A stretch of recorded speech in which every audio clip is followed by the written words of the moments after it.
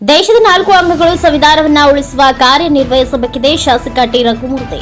ಬ್ರಿಟಿಷರ ದಾಸ್ಯದಿಂದ ದೇಶ ಮುಕ್ತಿಗೊಂಡು ಸ್ವತಂತ್ರ ಬಂದ ನಂತರ ದೇಶದ ಸುಭದ್ರ ಆಡಳಿತಕ್ಕೆ ಅಡಿಪಾಯ ಹಾಕಲು ಡಾಕ್ಟರ್ ಬಿಆರ್ ಅಂಬೇಡ್ಕರ್ ಅವರ ನೇತೃತ್ವದಲ್ಲಿ 2 ವರ್ಷ 11 ತಿಂಗಳು 18 ದಿವಸಗಳ ಶ್ರಮದ ಫಲವಾಗಿ ಜನವರಿ 26, 1950ರಂದು ಸಂವಿಧಾನವನ್ನು ಜಾರಿಗೆ ತರಲಾಯಿತು. ಈಗ 76 ವರ್ಷ ಗತಿಸಿದ ದೇಶಕ್ಕೆ ಸ್ವಾತಂತ್ರ್ಯಕ್ಕಾಗಿ ಹೋರಾಟ ಮಾಡಿದ ಮಹನೀಯರನ್ನ ಸ್ಮರಿಸುವುದು ನಮ್ಮೆಲ್ಲರ ಆದ್ಯ ಕರ್ತವ್ಯವಾಗಿದೆ ಎಂದು ಶಾಸಕ ರಘುಮೂರ್ತಿ ಅಭಿಪ್ರಾಯಪಟ್ಟರು.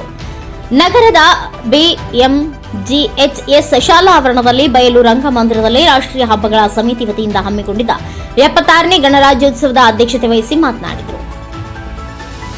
ಕಾರ್ಯಕ್ರಮದಲ್ಲಿ ವಿವಿಧ ಕ್ಷೇತ್ರಗಳಲ್ಲಿ ಸಾಧನೆ ಮಾಡಿದ ಗಣ್ಯರನ್ನ ಸನ್ಮಾನಿಸಲಾಯಿತು. ಈ ಸಂದರ್ಭದಲ್ಲಿ ನಗರಸಭೆ ಅಧ್ಯಕ್ಷೆ ಜೈತೂನ್ ಬಿ, ಉಪಾಧ್ಯಕ್ಷೆ ಸುಮಾ ಬರ್ಮಯ್ಯ, ಹಾಯ್ ಸಮಿತಿ ಅಧ್ಯಕ್ಷ ಮಲ್ಲಿಕಾರ್ಜುನ ಗದ್ದಿಗೆ, ತಿಪ್ಪೇಸ್ವಾಮಿ, ಜೆಟಿ ವೀರಭದ್ರ ಸ್ವಾಮಿ, ಶಿಲ್ಪಾ, ಕವಿತಾ, ಸುಜಾತ, ಗೋವಿಂದ್, ಶ್ರೀಗಂಜಿ ಅನೇಕರು ಉಪಸ್ಥಿತರಿದ್ದರು. ಮೌನೇಶ್ ಆಚಾರ್, ಎನ್ಕೆಎಸ್ ಟಿವಿ4 ನ್ಯೂಸ್, ಚಳ್ಳಕೆರೆ.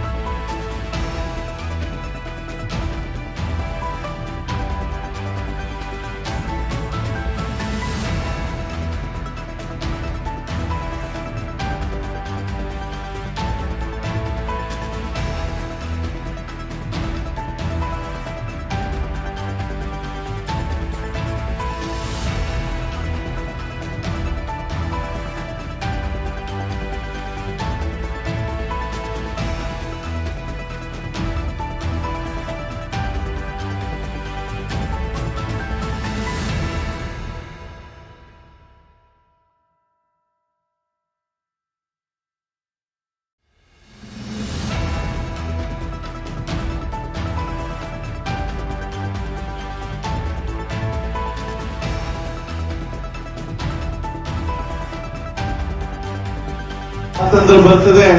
ಸ್ವಾತಂತ್ರ್ಯ ಬಂದ ನಂತರ ನಮಗೆ ಈ ಸಂವಿಧಾನ ಬೇಕು, ನಮ್ಮ ಆಡಳಿತ ನಡೆಸಲಿಕ್ಕೆ ಅಂತ ಹೇಳಿ ದಿಕ್ಸೂಚಿ ಬೇಕು ಅಂತ ಹೇಳಿ ಸಂವಿಧಾನ ರಚನೆ ಮಾಡಂತ ಜವಾಬ್ದಾರಿ, ಆ ಒಂದು ಕರಡನ್ನ ರಚನೆ ಮಾಡಂತ ಜವಾಬ್ದಾರಿ ಡಾಕ್ಟರ್ ಬಾಬಾ ಸಾಹೇಬ್ ಅಂಬೇಡ್ಕರ್ ಅವರ ನೇತೃತ್ವದಲ್ಲಿ ರಚನೆಗೊಂಡು ಅವರು ಸುಮಾರು 2 ವರ್ಷ 11 ತಿಂಗಳು 18 ದಿವಸ ತಗೊಂಡು ಅವರು 26/1/1950 ನಮ್ಮ ಮುಖಾಂತರ ನಮ್ಮ ದೇಶಕ್ಕೆ ಸ್ವಾತಂತ್ರ್ಯ ಬರುತ್ತೆ. ಬಂದ ನಂತರ ನಮಗೇನು ಪ್ರಸ್ತುತವಾಗಿ ಸಮಾಜಕ್ಕೋಸ್ಕರ, ಈ ದೇಶಕ್ಕೋಸ್ಕರ ವಿವಿಧ ಕ್ಷೇತ್ರಗಳಲ್ಲಿ ಅವ್ರು ಏನ್ ಸೇವೆ ಸಲ್ಲಿಸಿದ್ದಾರೆ ಅವನ್ನೆಲ್ಲ ಗುರುತಿಸಿ, ಈಗಾಗಲೇ ನಾನು ಹೇಳಿದಂತೆ ರಾಜ್ಯ ಮಟ್ಟದಲ್ಲಿ, ದೇಶದ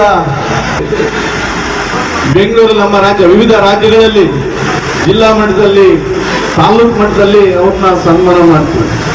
ಈ ಸಂವಿಧಾನದ ಉದ್ದೇಶ ಏನು, ನಮ್ಮ ಶಾಸಕಾಂಗ, ಕಾರ್ಯಾಂಗ, ಪತ್ರಿಕಾರಂಗ ನಾವೆಲ್ಲರೂ ಆ ಸಂವಿಧಾನವನ್ನ ಉಳಿಸಂತ ಕೆಲಸ, ಸಂವಿಧಾನದ ಆಶಯದಂತೆ ನಾವೆಲ್ಲರೂ ಬಹುಶಃ ಮಾನವೀಯ ಮೌಲ್ಯಗಳನ್ನು ಒಳಗೊಂಡಿರ್ತಕ್ಕಂಥ ಈ ಒಂದು ಗ್ರಂಥ ಸಂವಿಧಾನ ಯಾವುದೇ ಒಂದು ತಾರತಮ್ಯವಿಲ್ಲದೆ ಜಾತ್ಯತೀತವಾಗಿ, ಪಕ್ಷಾತೀತವಾಗಿ, ಧರ್ಮಾತೀತವಾಗಿ ಸಮಾನ ಅವಕಾಶಗಳನ್ನ ನೀಡಿರ್ತಕ್ಕಂಥ ಈ ಸಂವಿಧಾನವನ್ನ ನಾವು ಗೌರವಿಸಬೇಕಾಗಿದೆ.